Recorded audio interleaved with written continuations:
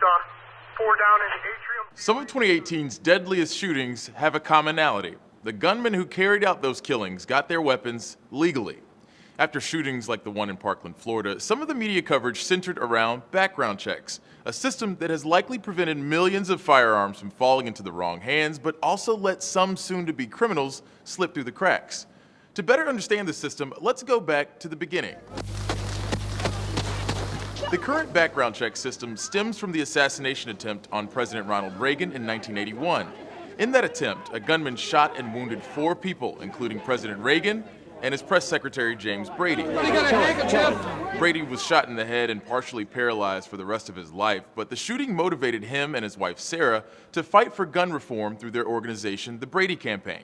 The assassination attempt on Ronald Reagan was really, for a lot of different reasons, a defining moment in our nation's history, and certainly for the cause of gun violence prevention. It really was a wake-up call in our nation about the accessibility of guns. Chris Brown is the co-president of the Brady Campaign.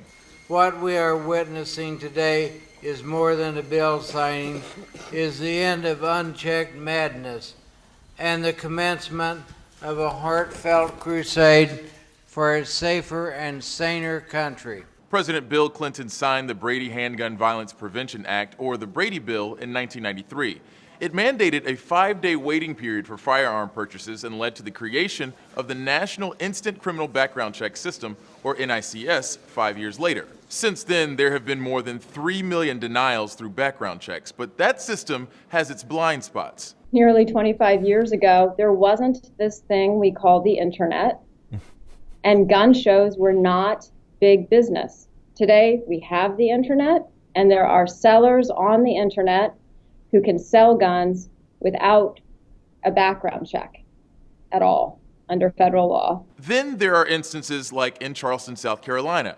Although Dylann Roof had been arrested for a drug charge, which is a prohibitive factor for buying a firearm, he was still able to purchase one by exploiting a loophole. The FBI has 3 days to deny a purchase. If that time expires, the sale can go through, which is what happened with Roof.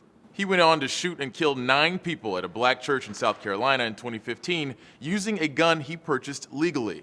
How do you all see that system working as it is today?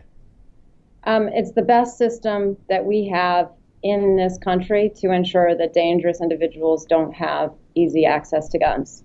Like any system, it needs to be improved. And most Americans agree with that sentiment. A Quinnipiac poll published in early 2018 found that 97% of Americans are in favor of universal background checks, which would cover all sales of firearms. But that's not all. The Brady campaign has also called for a ban on assault weapons and large-capacity magazines, and the enactment of extreme risk laws, which would keep at-risk people from accessing guns. The thinking here is that there isn't just one solution to curb gun violence. The issue of gun violence in America is one that is an epidemic.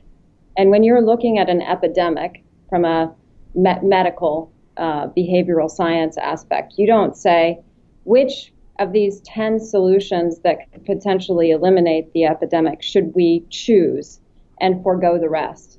You attack it in every way. And so we need to attack this problem in a multifaceted approach.